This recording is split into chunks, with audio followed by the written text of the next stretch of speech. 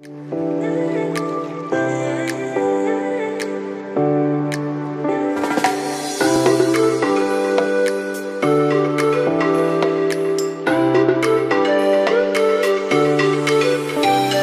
SDG7 Youth Constituency is the energy working group of the Major Group for Children and Youth, mandated by the UNGA to facilitate youth engagement in the review of sustainable development goals, to promote meaningful youth engagement in the energy sector with a focus on policy advocacy and capacity building.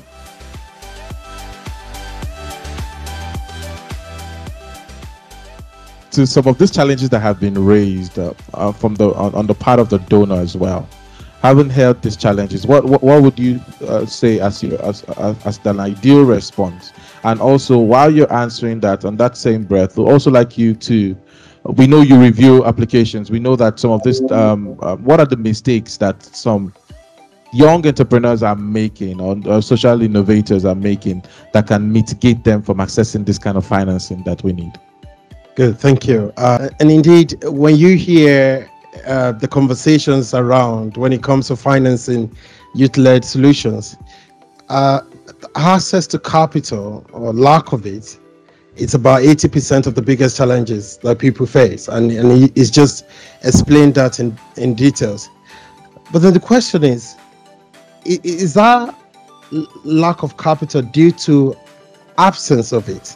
And the answer is not, because there's enough capital for us to be able to do investment across board.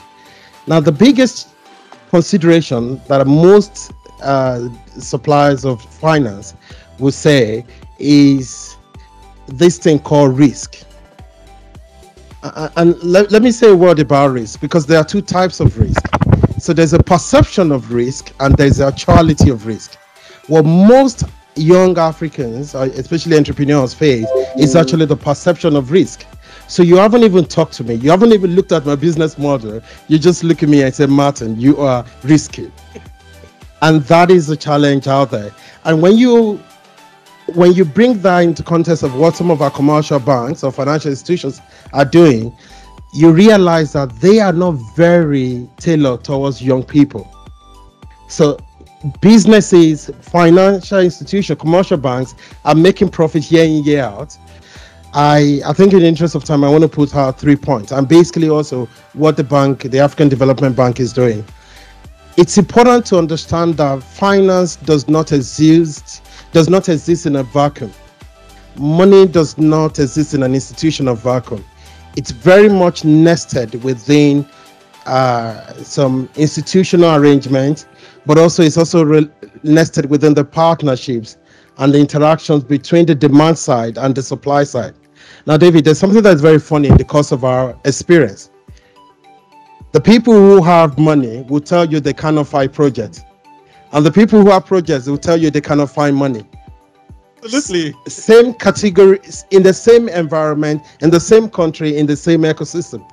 So there is definitely something missing between this demand side and the supply side. And so facilitating the close interaction is very important. The second thing that I also want to say, and this is to you, Martin, and it's to understand that the fact that your impact story is very strong, the fact that you're helping people to be resilient towards climate change, but you must still remember you're still running a business. So the impact part of it is very good, but the business of business is business. And that is very important. So you must run it like a business. You must have your narratives. You must have because the commercial banks are not going to look at you differently. They're not going to look at you as the Mother Teresa of this world and give you money. They're going to look at you purely as a business.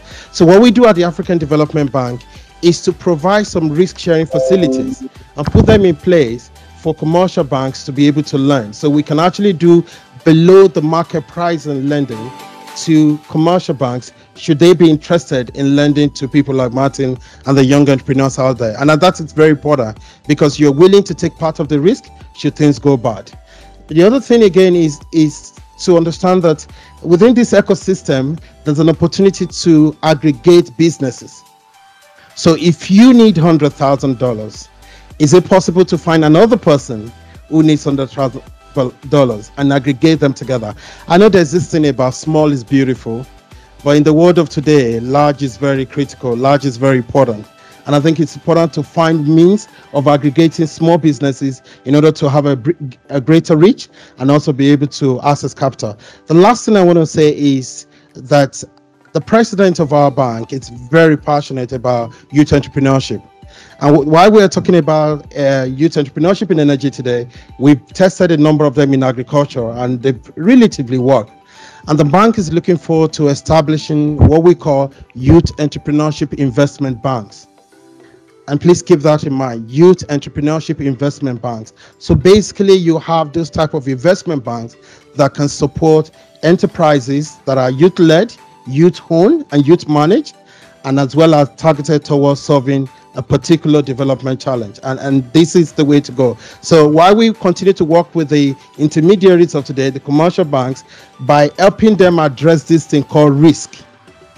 But in the long run, it's also very important that we are able to create new instruments, new systems that we can just depend on in solving the problem. I'll keep it there for now. Thank you. The new word is more of collaboration, more of aggregated demand than just going in silos or going seeing each other as a competition. Sophie, I know that you've been able to unlock some critical financing for your business and you're blazing the trail. We would like to know what actions are you taking? You as an entrepreneur and are you taking across the globe that has really positioned them to attract relevant financing?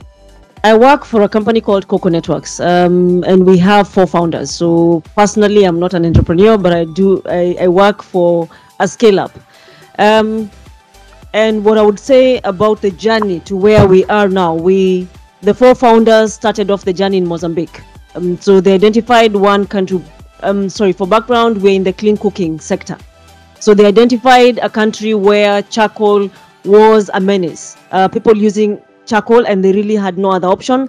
So they selected Maputo in Mozambique. And that is where they went and tested how can we, using bioethanol, deliver it effectively and affordably to the consumer. So they tested different models. And that is how they ended up setting up a factory. And they realized even bottling and selling single use will not enable you to deliver an affordable solution to the consumer. And they said there has to be a better way for us to do this. So they went back to the drawing board and they realized we need to find a way that delivers the ethanol using a reusable canister. And through years of research and trial and error, they developed the model that we are working with today. So right now we use upstream. We work with an existing liquid fuel logistics company. So we have a partnership with Vivo. So that solved the upstream. So instead of reinventing the wheel, work with someone who already knows how to do it. Then we focused on the downstream. How do we get the solution into the consumer's hands? And we are currently based in Kenya. We came into Kenya in 2015. At that point, the government had removed the excise duty on denatured bioethanol for cooking. So it served as an attraction for us to come and set up in Kenya. So we came and we looked and we observed at the people who are using charcoal, kerosene, and firewood. That's our target market. They are underserved. So we said, let's study. How do they cook? How do they buy fuel?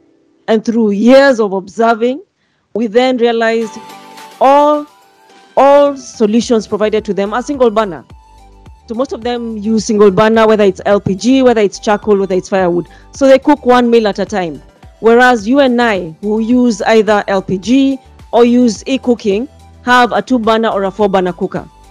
So our ambition first was how can we deliver to them a 2-burner cooker so that they can truly say they have the same opportunities as someone who is already using a cleaner solution. So that was one. The second one was we realized the risk associated with open fires. Most of them cook on open fires, or even when they don't cook on open fires, the fuel is dispensed in a manner that makes it relatively unsafe. And in working with these consumers, we came across burns, children getting burnt. The respiratory problems they face from the carbon emissions. And we said we need to look for a system that is closed. So when you look at how we deliver our fuel, we deliver it on a closed system. At no point throughout the chain do you interact with our bioethanol. Absolutely closed. So the fuel, Vivo, when they buy it, they deliver it for us to a petrol station. So one of their petrol stations, Shell branded petrol stations, and we store the fuel in underground tanks. Now, at the point where it is stored, we have installed what we call a smart depot system. So we developed technology. At that point, no one monitors the fuel. All the data is uploaded to the cloud, and our engineers are able to monitor. From the petrol station, we then have micro tankers, which deliver the fuel from the petrol station now to a shop. So when we were studying how people buy fuel, we realized most of them buy from the shopkeeper, someone they interact with every day. So we said, how can we work with the shopkeeper for this person to sell our fuel? But they have to sell it in a manner that the customer comes and buys as frequently as they need it. Thus, the development of what we call a cocoa point or a cocoa ATM. So it's very much the size of the AC at the corner, and it has a tank that has 340 liters. Yeah, and when the consumer buys their two burner cooker, it comes with a reusable canister that is 2.3 liters, and they're able to go to the cocoa point and refill from as little as 300 ml all the way to refilling 2.3 liters. So again, we adapted. Most of them buy small quantities because it's about the money they have available then. And those kiosks, those cocoa points are installed in shops with people whom they trust. So you see, the canister has a valve that only opens at the cocoa point and at the cooker. And this means that a mother who's cooking can send her child to go and buy fuel, because all they do is they dock the canister on the ATM, put in a 4-digit code, buy the amount of fuel they need, and bring the canister back to the mother, and she's able to dispense. So it required multiple iterations. So in all honesty, a lot of the investment was done by our founders, but once we found a viable solution, we were then able to take this solution and go to other potential investors. And at that point, we were able to walk them the journey, show them we had tried all other ways of getting the solution into consumers' hands, and none of them make business sense. None of them are scalable. None of them address the issue and are able to say, in terms of deforestation, we have a solution that works. So for us, it was multiple iterations. When we launched in 2019, we launched with version 6. So we had developed 5 previous versions, tested them, and kept on solving. So both for version 6 for the cooker and for the cocoa point. And once now we had a working solution, we approached various families. So for us, our primary investors are families within Europe and the US. So not your traditional investors, so to speak. So people who honestly are willing to risk the money, because in all honesty, they needed to work with us the journey for us to prove that it's actually scalable.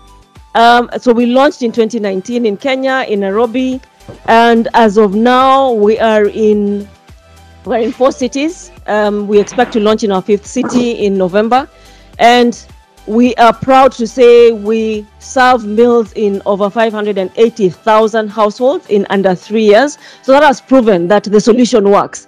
But much as I have not been part of the journey in the earlier stages, I have to say it has been hard work. It has been hard work. We started off pricing a 2-burner cooker relative to other similar cookers in the market. And with time, we realized if we were to have a solution that is truly affordable for the person who is using charcoal, we needed to drop our price. So we started off at around $80. Right now, our cooker is $15. The sweet point was $20. Yeah. But we have had to heavily subsidize our cooker, because the 2-burner cooker, when you think about, and it has a unique component, the smart valve, that enables only our fuel to be put in that tanker. It requires quite, the cost of actually manufacturing it is higher than the cost of selling. So we subsidize, and that is where carbon comes in. So for us, we realized carbon credits will be critical for us to subsidize. So in the back end, we have worked with a company that is able to say they will buy the carbon credits. So it has been all hands on deck, us identifying different players at different levels who are willing to walk the journey with us. At this stage, we've had interest from entities such as Microsoft Climate Innovation Fund. They've invested in us. So we have, now that people are seeing we're scaling up, we have signed an agreement with government of Rwanda. Now we are being courted. It's no longer us going to court, but it has been a long journey. We are still not there yet. My role is engaging with government. It's also a hard sell to pitch to the government. So you have to make sure that your solution makes sense for whoever it is you're reaching out to, whether it's government, whether it's a private player, whether it's a bank, whoever it is, it has to align with wherever their vision is. And so my question to you is in two folds. One, she talked about Sophie talked about carbon credit. I know that the GIAP is just recently launched an amazing initiative. I'm not going to say anything. Mr. Joseph will. And after talking about that initiative, would also like to hear your perspective. How can youth better position their projects to be bankable, or their initiatives to be bankable, so that they can attract the kind of relevant financing that they need to scale their businesses? Thank you. Is that working? Excellent. Good. The Global Energy Alliance for People and Planet recognizes the very, very important role that young people, young entrepreneurs will play in the climate space. It's an incredibly new sector, lots of innovation required, lots of outside the box thinking required, lots of different business models required. And those of us who've been around a long time are set in our ways. So we are looking to the young people to help us innovate and think differently. So very excited to be here. And we as the Alliance have a youth and entrepreneurship initiative that my colleague Lucy sitting there can provide some information if you're interested. And now to your question. So that I provide, or so that you understand the reason or way how I answer the question, I'd like to provide some context. A long time ago, in another life, I started as a youth entrepreneur myself, and I was distributing solar lanterns, and I bought about 20 different brands. This was in the early days when solar lanterns were considered innovative. Today, they are ubiquitous. I bought 20 different brands, distributed them around the country in Kenya, put my cell phone number on every box so that I would hear from the consumers which product was most valuable and where the challenges were. And my God, did I hear from consumers. But out of that, I chose one brand, distributed it around the country, and it was very challenging to get it to sell at volumes required, because you are asking people to buy 2 to 3 years worth of lighting in one setting.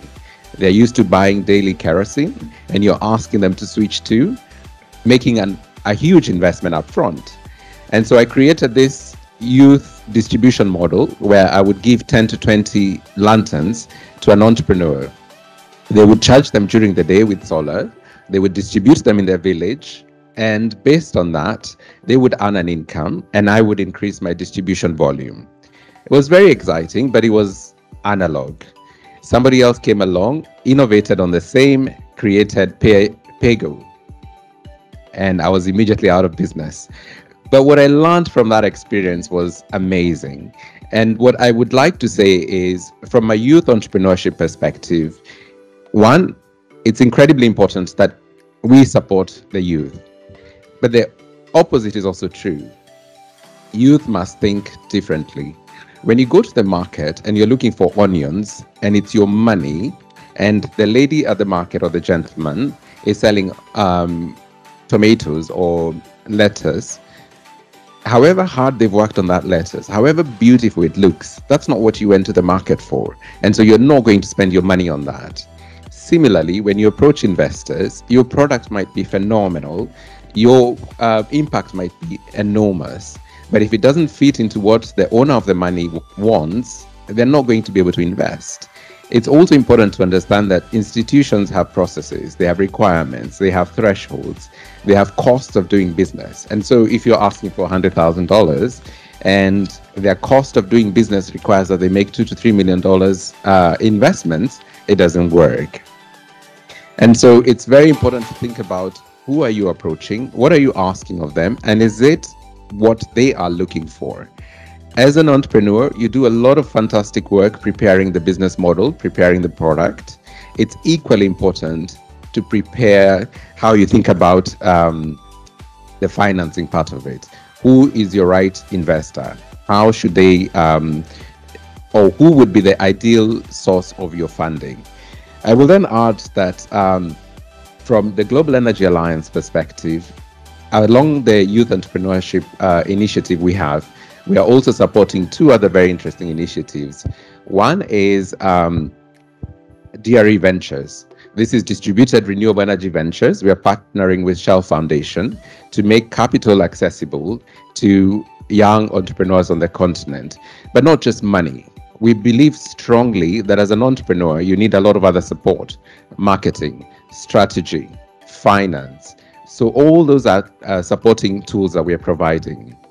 The second initiative is we are supporting Factory, which works with early stage companies, early stage projects to understand what is the market opportunity and how can we help, particularly on the technology side, innovate. And then I'll conclude with the carbon component. In the space of energy distribution, carbon credits can provide up to 10% of your revenues annually. That is critical for three things. One, it makes your business viable for investors. Two, it allows for you to deliver a product at a price that's affordable. I think the Cocoa story is an exceptional example of that. And three, it drives the emissions topic. It ensures that we're reducing carbon emissions on the continent. And so from that perspective, we are very keen to support the carbon space. But we, as the Global Energy Alliance, in partnership with Sustainable Energy for All, do not have a commercial interest. Our role is to see how can we help the sector and the various initiatives, and there are very many of them, come together in a way that optimizes the carbon credits for cocoa networks, for the villager, for the African countries, and helps bring transparency and scale to ensure that those revenues that currently are projections are actually achieved. So there, youths, you have it. You have to think differently. You have to be innovative. Everybody cannot fund you. So you have to identify who are those organizations or entities that fund the kind of work that you do. And interestingly, we have the Sustainable Development Goals to serve as a guiding light. So pick up any of the SDGs. There is certainly an organization interested in supporting you. Also bear in mind that whatever it is that you're doing, you're not just going to arrive there at once. You may need to iterate multiple times, and speak to multiple people, be exposed to different types of funding, strategy, and also marketing before you finally would get to a point where you're comfortable. I know it's a consistent journey, but you have to stay at it. We understand that government has a role to play in all of this, right? And would like to hear from your perspective, what is the support that you have seen that government has provided so far? Most people have the narrative that government, when it comes to government, forget those guys. I don't think that they are really about youth, but I think that's not correct. So government is has done some work, and it will also be great to hear what can government do that they're not doing yet. So that if, for example, a government official gets to play back this video, this can serve as a guidance, a guiding light or a guiding session, that can better inform the work that they do. And just before I allow Sophie to answer that question, at the end of this side event today, we intend to develop an article or a publication that will be in the public domain, so that youths or young entrepreneurs who would come across that material can be better informed on what steps they can begin to take, to better position their businesses and enterprises and initiatives for maximum impact. So Sophie, over to you. Come various taxes, from value-added tax to import duty. So we have reached out to the government and we've said repeatedly, if we are to keep this product affordable to who we are targeting, we need to remove the taxes. The taxes are a huge component of the final cost of the product. And government kept saying, no, every time we extend exemptions, private sector does one thing or the other. And they keep saying, you need to look at other avenues of reducing your cost. Tax is not the only one. And we've had to show them our cost buildup for them to truly understand the impact of taxes. And that is part of what led us to reduce the cost to $15 for the cooker, and for the fuel is about 90 US cents per liter. We needed to model to them what the price would look like if you remove the taxes and how the market would respond. And we were right in terms of the market responded immediately. When we lowered the price in February 2020, we immediately developed a hockey stick curve, and that is the growth path we've been on. Right now we are growing at the rate of 10,000 households a week. But we had to model, and we have taken the losses as a business. We took the risk. We are showing the losses. We went back to government and said, look, we are able to show to you what it would look like when you remove the taxes. Government has listened. Ethanol VAT has been removed. The cook stove VAT has been removed as well. But that is not long term. Right now it is year by year. We are now working on the import duty. You have to be prepared to walk a long journey with government. Yeah, we all know how bureaucratic it is. For us within the Kenya environment, the policies are there. Yeah, but however, the ministries may not always be reading from the same script. We are anchored in the Ministry of Energy because that is where clean and renewable energy sits. The people who implement matters tax are in the Ministry of Finance, and they don't always see eye to eye. So we said, this is the experience we've had in Kenya. We have to do better as we seek to expand. When you look at our solution, it can serve the needs of over 60 countries where they face the menace of using charcoal and firewood, and where they're facing the risk of reduced forest cover. The first country we approached was Rwanda, and we put our ask on the table, and we said we need the tax exemptions. We need to keep the carbon credit because it's critical to our subsidy. Government of Rwanda stepped up, and they've given us 10 years of tax exemption. But in return, they have, thank you, they have required of us, we are investing $25 million over 5 years to build a network to serve 1 million households. We need to employ 500 people, and we need to make sure, as I said, our business model is about agents. They are our distributors. We will provide additional income to 5,000 agents.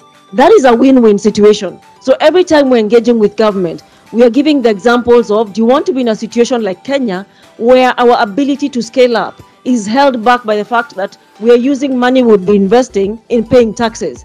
Let us get there. Let us scale up fast, and you'll reap the rewards. So we compare, look at Kenya and look at what government of Rwanda has provided to us. Which one would you prefer?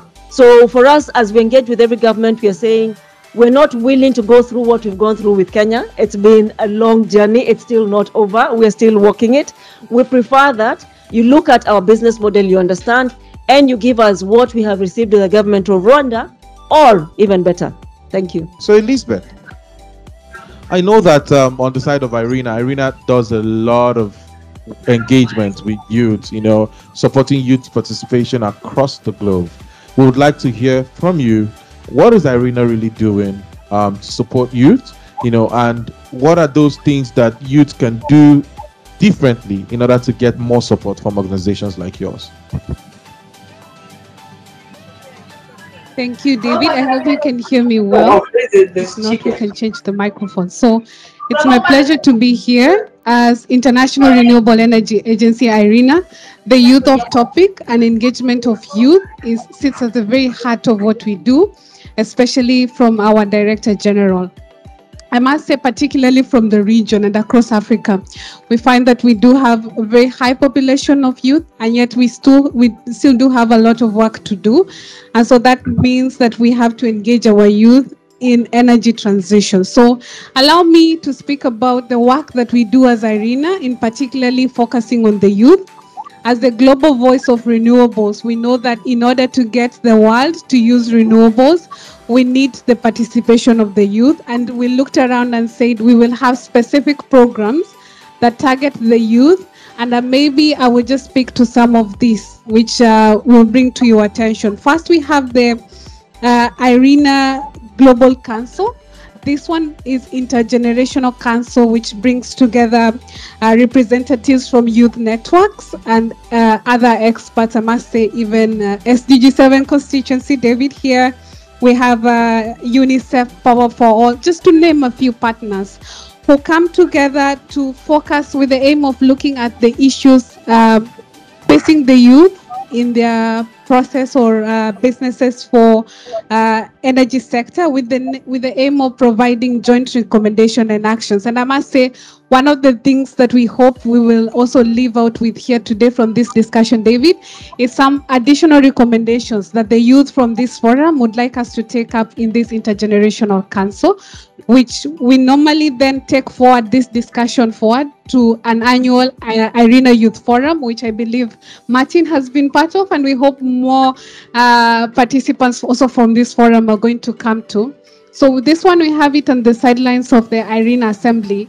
If you don't know, IRENA Assembly brings together all the global leaders from across all markets to discuss all matters renewable energy transition. And usually we give this platform to the youth to also come and speak to the leadership on how to account on their ideas and their priorities, so that moving forward, we also have matters from the youth being taken forward in the key decision organs from all the key institutions that are present at the IRENA Youth Forum. So for example, in the last forum that we had the last year, we were looking at how youth-led solutions to accelerate energy transition and achieve climate objectives. So look out for the next IRENA Youth Forum. Usually there is a call for youth to participate, and the forum happens at the beginning of January. So looking at the next forum at January 2023.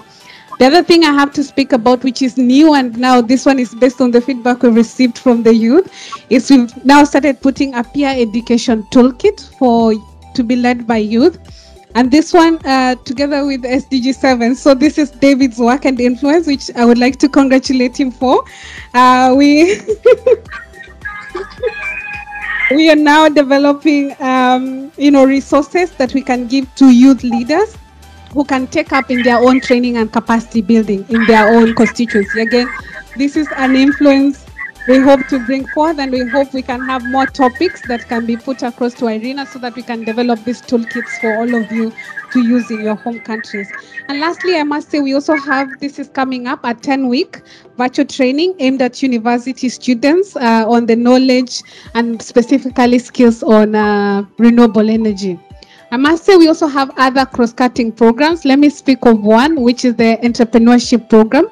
We hold this specifically just to see for different regions, to see whether we can also spur entrepreneurship specifically on renewable energy from key market players or key actors. So we have this in the SADC region, for example, currently going on in partnership with SACRI, the Southern Africa Renewable Energy Center.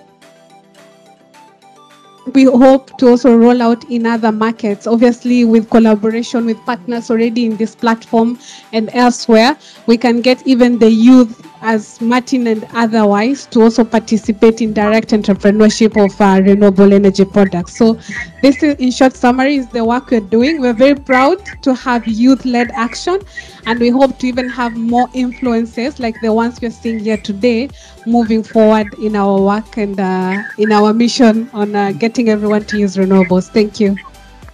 Martin, this one of the things that we hope that this session would address is to let us know what are the challenges youths really have, when it comes to sourcing financing for their initiatives. What are those challenges that they encounter? I would like to hear your thoughts on it. All right. The majority of clean energy work in Africa is geared towards the last mile, because this is where most people do not have access to electricity, do not have access to clean cooking technologies. And however, there's some research that has been done around how financing is moving in the sector in general. And in 2022, part of the Global Distributor Collective, collected some data gating various companies and organizations in the last mile distribution sector, and discovered that only 7% of its members are raising 60 times more than the average company or organization that is in the clean cooking or clean energy sector. Only 7% of companies have raised half of the $220 million that has gone to clean energy amongst their members. But however, the 93% of organizations and companies that are left have collectively distributed 30% more products than the 7% that have raised half of the money that is in the sector. 30% of funders are oriented towards 7% of companies that are in the sector. And the other 93% have to scramble for the remaining funders that are aligned towards the rest of the lower capital.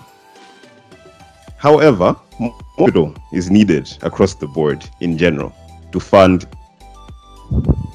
If the gap is more significant for locally led companies and initiatives, which are a majority also including young people as well. So the challenge here, as a young entrepreneur in Africa, in Malawi, with other young entrepreneurs across the continent, when we try to seek for finance, you find that the companies or the organizations that you go to seek the finance do not really cater for the ticket size that you're looking for. They will tell you that you're looking for $100,000 US. Great. But however, here, because of the structure of our organization, because of the risk that we incur, and so on and so forth, we are only able to fund $1 million above. So come back when you're looking for $1 million. So what do you do in that time between having a budget, an annual budget of 100,000 or less, until that time when you'd need and have the capacity to absorb that much amount of money?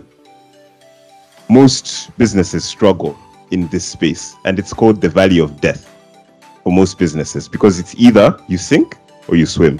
It's either you secure a huge ticket or you don't secure anything at all.